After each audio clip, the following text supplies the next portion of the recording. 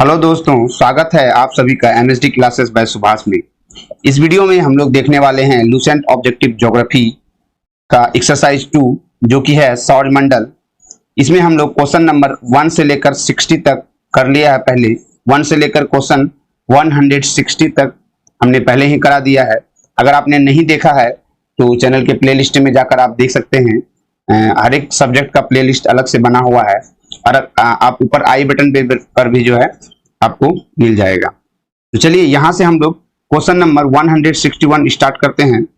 क्या है पहला क्वेश्चन, देखते हैं।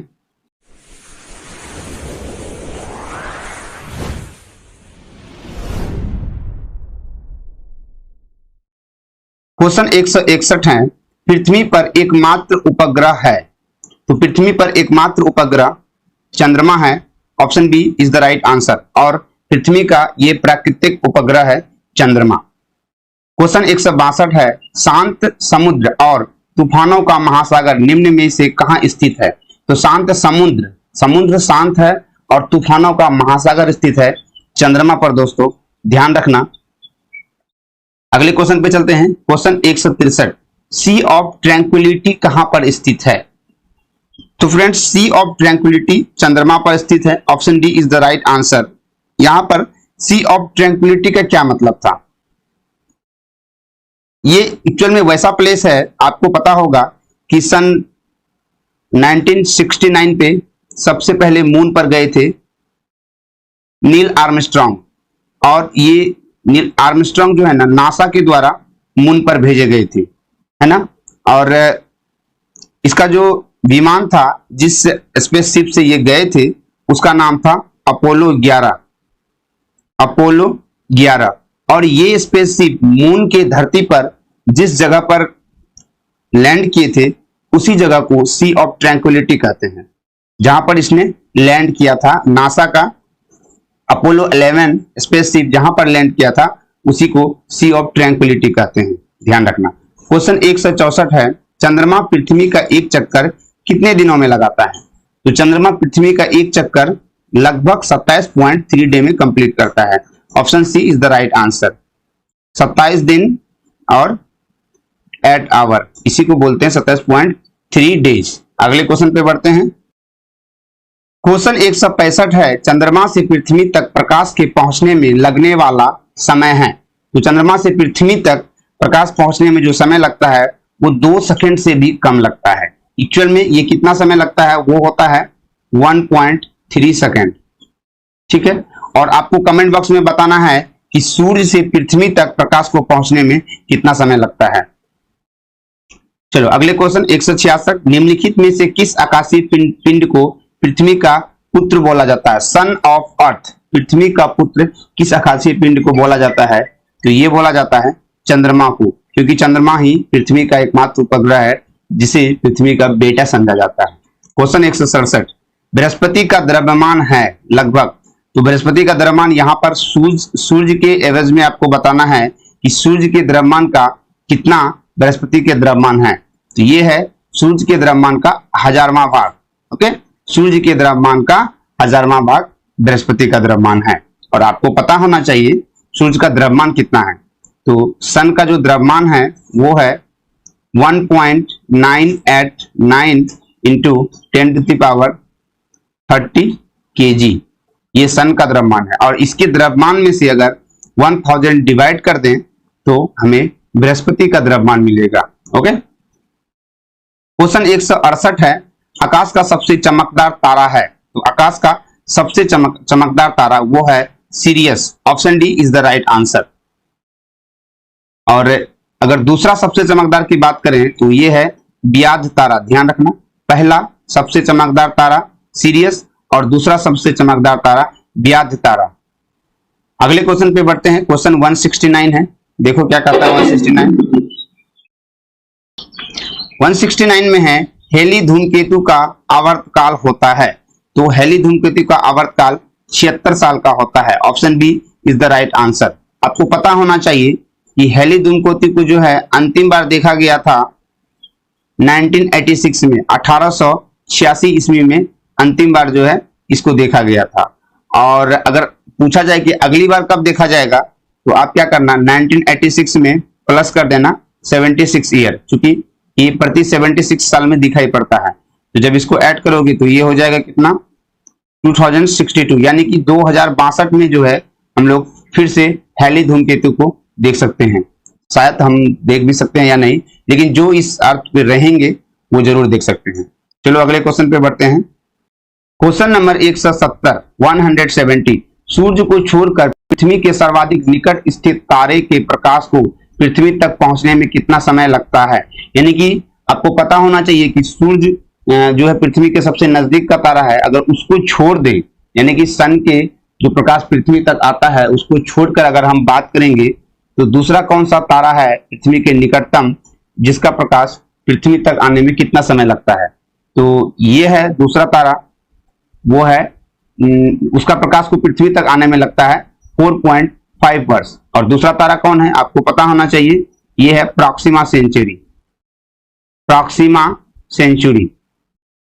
क्वेश्चन आपसे इस तरह से पूछेगा कि सूर्य के बाद पृथ्वी के निकट का तारा कौन है, वो है प्रॉक्सिमा सेंचुरी, और उसका प्रकाश पृथ्वी तक आने में कितना समय लगता है, तो 4.5 वर्ष, यानी कि 4.5 साल लगता है। क्वेश्चन 171 मंगल एवं बृहस्पति ग्रहों के मध्य सूर्य की परिक्रमा करने वाली आकाशीय पिंड को क्या कहते हैं। तो ये कहते हैं क्षुद्र ग्रह, यानी कि मंगल ग्रह और बृहस्पति ग्रह के बीच में जो आकाशीय पिंड है जो कि सन के चारों ओर परिक्रमा करते हैं वो कहलाते हैं क्षुद्र ग्रह।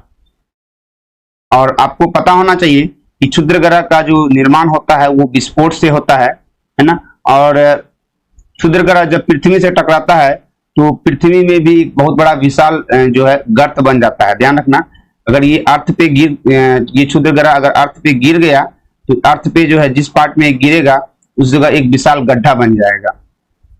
और यहाँ आपसे आपके लिए एक क्वेश्चन लाए हैं कि एक्चुअल में जो ये गिरा था पृथ्वी पर, जब उस समय वो एक झील बन गया था, और वो झील है लोनार झील। ध्यान रखना है, लोनार झील महाराष्ट्र में, महाराष्ट्र का लोनार झील जो है ये पृथ्वी पर गिरा हुआ क्षुद्र ग्रह का ही एग्जाम्पल्स हैं। क्वेश्चन 172 पे बढ़ते हैं। क्षुद्र ग्रह जिन ग्रहों के बीच पाए जाते हैं तो वे कौन है, मंगल और बृहस्पति। Option C is the right answer. पिछले क्वेश्चन में ही हम लोग देखा। क्वेश्चन 173 सर्वप्रथम खोजा गया क्षुद्र ग्रह है, तो सबसे पहले क्षुद्र ग्रह जो खोजा गया था वो था Ceres. Option A is the right answer. Ceres की खोज 1889 ईस्वी में खोजा गया था और पियाजी के द्वारा इसका खोज किया गया था, पियाजी। और जो सीरस है इसको बौने ग्रह की श्रेणी में रखा गया है, ये भी ध्यान रखना। सीरस को ड्वार्फ प्लैनेट यानी कि बौने ग्रह की श्रेणी में रखा गया है। क्वेश्चन 174 है धूमकेतु की पुच्छ सूर्य से परे दिष्ट होती है क्योंकि। तो देखो धूमकेतु का जो पुच्छ है ना वो सूर्य से दूर दिखाई पड़ता है, परे दिखाई पड़ता है, क्यों। तो इसके लिए ये है ऑप्शन सी, सूर्य द्वारा उत्सर्जित विकिरण धूमकेतु पर भैज्य दाब डालता है। यानी कि सूर्य द्वारा जो भी विकिरण उत्पन्न होता है वो क्या होता है कि धूमकेतु पर जो एक तरह का प्रेशर डालता है, जिससे क्या होता है इसका जो पूंछ है ना, जो पूंछ वाला पार्ट है वो सूर्य से दूर दिखाई पड़ता है। ठीक है, इसका आंसर होगा ऑप्शन सी। अगले क्वेश्चन पे चलते हैं। 175 है क्षुद्र ग्रहों के विषय में निम्नलिखित कथनों पर विचार कीजिए। क्या कथन है देखते हैं। पहला कथन है क्षुद्र ग्रह सूर्य की परिक्रमा करने वाले विभिन्न आकारों के चट्टानी मलबे हैं। कह रहा है कि सूर्य जो क्षुद्र ग्रह है वो सूर्य के परिक्रमा करने वाले विभिन्न चट्टान है उसके मलबे हैं। बिल्कुल सही कहा है इसने। दूसरा है अधिकांश क्षुद्र ग्रह छोटे होते हैं किंतु कुछ का व्यास 1000 किलोमीटर तक होता है। तो ये भी बिल्कुल सही है। क्षुद्र ग्रहों की कक्षा बृहस्पति और शनि कक्षाओं के मध्य स्थित है। गलत है, क्षुद्र ग्रह की कक्षा बृहस्पति और मंगल के बीच स्थित है, ये ध्यान रखना। इस तरह से आपका 1 और 2 सही हो जाता है। आप देख लो 1 और 2 ऑप्शन सी में है, इसलिए राइट आंसर हो जाएगा ऑप्शन सी। क्वेश्चन 176 है सूर्य ग्रहण के दौरान। तो सूर्य ग्रहण के दौरान क्या होता है, सूर्य और पृथ्वी के बीच चंद्रमा आ जाता है। इस क्वेश्चन में मैक्सिमम स्टूडेंट को कंफ्यूजन रहता है कि सूर्य ग्रहण में क्या होगा और चंद्र ग्रहण में क्या होगा। तो आज के बाद ये कंफ्यूजन जो है आपका दूर हो जाएगा कि सूर्य ग्रहण और चंद्र ग्रहण में क्या होगा। इस डाटा को देख लो जो मैं लिख रहा हूं, देखो यहां ये हो गया सूर्य ग्रहण और इधर हम बना देते हैं चंद्र ग्रहण। सूर्य ग्रहण, चंद्र ग्रहण। आपको याद रखना है कि दोनों ही कंडीशन में, सूर्य ग्रहण और चंद्र ग्रहण जो कंडीशन होगा, उस दोनों ही कंडीशन में ये पहला वाला यानी कि सबसे ऊपर में हम रख देते हैं सन को। यहां देखो, यहां भी सन, यहां भी सन, यानी कि सन तो रहेगा ही, लेकिन आपको ये याद रखना है सूर्य ग्रहण जब होता है उसमें बीच में आ जाता है चंद्रमा, यानी कि सूर्य ग्रहण में बीच में चंद्रमा आएगा और नीचे रह जाएगा हमारा प्यारा अर्थ। तो सूर्य ग्रहण जब होगा, सूर्य और चंद्रमा, सूर्य और पृथ्वी के बीच में कौन आ जाएगा, हमारा मून आ जाएगा सूर्य ग्रहण में। और चंद्र ग्रहण में बीच में अर्थ आ जाता है। चंद्र ग्रहण में बीच में कौन आ जाता है, अर्थ, और यहां पर हो जाता है मून। आपको इसी तरह से याद रखना है कि जब चंद्र ग्रहण होता है तो उस समय बीच में चांद नहीं आता है, ठीक है, और जब सूर्य ग्रहण होता है उस समय बीच में जो है चांद आ जाता है। दोनों ही कंडीशन में सूर्य को ऊपर रखेंगे, ठीक है, और पहले वाले कंडीशन में सूर्य के कंडीशन में अर्थ को नीचे रखेंगे, ठीक है, बीच में चांद आ जाएगा। और चंद्र ग्रहण में बीच में चांद नहीं आता है। बस इसी से तो क्लियर हो जाएगा कि सूर्य ग्रहण में चांद आता है और चंद्र ग्रहण में बीच में चांद नहीं आता है। तो कौन आता है बीच में, तो चंद्रमा और सूर्य के बीच पृथ्वी आ जाता है, अर्थ आ जाता है। इस तरह से आप जो है इसको याद रख सकते हो। और यहां से सूर्य ग्रहण हमेशा अमावस्या में होता है, ये भी ध्यान रखना, अमावस्या में सूर्य ग्रहण हमेशा जो है अमावस्या में होता है। क्वेश्चन 177 है, पूर्ण सूर्य ग्रहण के समय सूर्य का कौन सा भाग दिखाई पड़ता है। तो पूर्ण सूर्य ग्रहण जब होता है उस समय सूर्य का किरीट यानी कि कोरोना वाला पार्ट जो है वो दिखाई पड़ता है। और इसमें क्या होता है, चंद्रमा जो है ना, जैसे ये सूर्य ग्रहण लग रहा है ना, ये सन हो गया, ये हमारा अर्थ हो गया, और इसके बीच में आ जाता है चंद्रमा। और जब ये चंद्रमा बीच में आता है सूर्य ग्रहण में, तो ये क्या होता है, सूर्य को पूरी तरह से ढक लेता है और हम लोग अर्थ से जो है सन को बिल्कुल नहीं देख पाते हैं, है ना। इस कंडीशन में अर्थ से जो है सन को हम लोग नहीं देख पाते हैं, उसी को हम लोग जो है सूर्य ग्रहण बोलते हैं। अगले क्वेश्चन पे चलते हैं। क्वेश्चन 178 है, 178 सूर्य ग्रहण निम्नलिखित में से किस तिथि में पड़ता है। तो सूर्य ग्रहण पड़ता है, अभी आपने देखा कि सूर्य ग्रहण यानी कि सूर्य में जो ग्रहण होता है वो किस तिथि को पड़ता है, तो सूर्य और अर्थ के बीच आ जाता है मून। ध्यान रखना, सूर्य और अर्थ के बीच आता है कौन, मून। तो सूर्य और अर्थ के बीच, पृथ्वी और सूर्य के बीच चंद्रमा आता है। यही हो जाएगा option A right answer. Question 179 179 देखते हैं। सूर्य ग्रहण की स्थिति पाई जाती है, फिर से सेम क्वेश्चन रिपीट कर रहा है क्या, देखो सूर्य ग्रहण की स्थिति पाई जाती है। तो सूर्य ग्रहण की स्थिति पाई जाती है, पहला देखते हैं, जब पृथ्वी चंद्रमा और सूर्य के बीच आता है। ये तो बिल्कुल गलत है, पृथ्वी चंद्रमा और सूर्य के बीच नहीं आता है। दूसरा, जब सूर्य और पृथ्वी के बीच में चंद्रमा आता है, यानी कि जब चंद्रमा सूर्य और पृथ्वी के बीच आता है, ये सही हो जाएगा।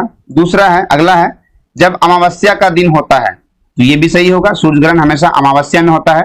और जब पूर्णिमा का दिन होता है, ये तो बिल्कुल गलत है। इस तरह से हमारा आंसर हो जाएगा ऑप्शन सी, 2 और 3 सही है। क्वेश्चन 180 पे बढ़ते हैं। 180 है, एक कैलेंडर वर्ष में अधिक से अधिक कितने ग्रहण हो सकते हैं। तो यानी कि एक साल में हमारा जो 365 डेज का 1 ईयर होता है, 1 ईयर में जो है कितने ग्रहण हो सकते हैं। ये हो सकते हैं 7, option B is the right answer. और ध्यान रखना कि एक साल में जो ग्रहण होते हैं उसमें सूर्य ग्रहण जो होंगे, सूर्य ग्रहण वो होगा 5 और चंद्र ग्रहण होगा 2।